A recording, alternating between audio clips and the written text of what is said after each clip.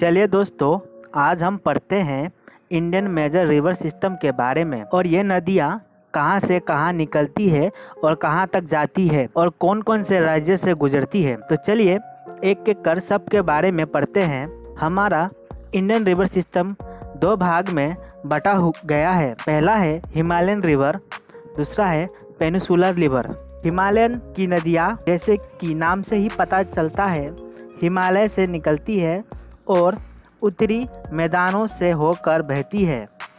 प्रमुख हिमालय नदी प्रणाली है गंगा नदी प्रणाली, सिंधु नदी प्रणाली, यमुना नदी प्रणाली और ब्रह्मपुत्र नदी प्रणाली। पेनिसुलर रिवर सिस्टम या पेनिसुलर ड्रेन सिस्टम, जो कि जल निकासी प्रमुख रूप से पश्चिम घाटी से निकलती है। पश्चिम घाट एक जल विभाजन बनाते हैं। ये नदियाँ तो पूर्व की ओर बंगाल की खाड़ी में या पश्चिम की ओर अरब सागर में बहती है। प्रमुख पेनिसुलर रिवर सिस्टम है महानदी गोदावरी, कृष्णा, कावेरी। वे बंगाल की खाड़ी में गिरते हैं क्योंकि वे पठार पर पूर्व की ओर बहते हैं और अपने मुहाने पर डेल्टा बनाते हैं, जबकि नर्मदा, ताप्ती पश्चिम की ओर बहने वाली नदियाँ अरब सागर में गिरकर नदियाँ बनती है। हिमालय की नदियाँ। सिंधु नदी प्रणाली नदी या सिंधु नदी का उल्लेख हिंदू शास्त्रों और पुराणिक ग्रंथों में मिलता है। इसे पुराणिक नदी के नाम से जाना जाता है। यह नदी तिब्बत में मानसरोवर झील के पास से निकलती है और पश्चिम की ओर बहते हुए यह जम्मू और कश्मीर में भारत में प्रवेश करती है। आगे हिमाचल प्रदेश, पंजाब से होकर बहती है और पाकिस्तान में प्रवेश करती है।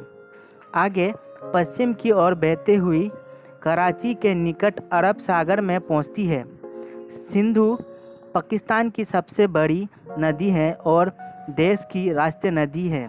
सतलज, ब्यास, रवि, चेनाब और झेलम इसकी अन्य सहायक नदी हैं, जिसके नाम पर पंजाब राज्य का नाम रखा गया है। गंगा नदी प्रणाली। गंगा नदी प्रणाली भारत की सबसे बड़ी नदी प्रणाली है। इसका उद्गम गंगोत्री हिमालय में होता है। अपस्ट्रीम भागीरथी देवप्रयाग में अलकनंदा नामक दूसरी धारा से मिलकर गंगा नदी बनती है। गंगा के दोनों किनारों पर सहायक नदियां हैं। इसके दाहिने किनारे की सहायक नदियां यमुना है, जबकि गोमती, गधारा, गंडक और कोसी कुछ बाएं किनारे की सहायक नदियां हैं। गंगा भारत राज्य उत्तराखंड, उत्तर प्रदेश, मध्य प्रदेश, हिमाचल प्रदेश, बिहार और पश्चिम बंगाल से होकर बहती है। यह अंत में बंगाल की खाड़ी में पहुंचती है। यमुना नदी प्रणाली। यमुना उत्तर भारत की एक प्रमुख नदी प्रणाली है। नदी यमुनोत्री से निकलती है और उत्तराखंड, उत्तर प्रदेश और हरियाणा से होकर बहती है। यह दिल्ली, मथुरा और आगरा से होकर गुजरती है और प्रयागराज में गंगा में शामिल होने के लिए चंबल, बेतवा और केन नदियां से मिलती है। ब्रह्मपुत्र नदी प्रणाली। ब्रह्मपुत्र भारत की प्रमुख नदियों में से एक है। तिब्बत से हिमालय के अंगसी ग्लेशियर से निकलती है। वहाँ इसे सेंगफो नदी के नाम से जाना जाता है। यह अरुणाचल प्रदेश में भारत में प्रवेश करती है और इसे यहाँ सियांग नदी कहा जाता है। यह कई अन्य सहायक नदी से जुड़ती है। दिबांग, लोहित और केनुला मुख्य ब्रह्मपुत्र नदी बनाने के लिए एक असम के मध्य से अपना सबसे लंबा मार्ग प्रवाहित करते हैं। बांग्लादेश में प्रवेश करते हैं और अंत में बंगाल की खाड़ी में गिरते हैं। ब्रह्मपुत्र में भारत की सभी नदियों से पानी की मात्रा सबसे अधिक है। Peninsular river system. महानदी पूर्व मध्य भारत की एक प्रमुख नदी है। यह छत्तीसगढ़ से सिहावा पहाड़ों से निकलती है और ओडिशा राज्य के मध्य से अपना प्रमुख प्रवाह बनाती है।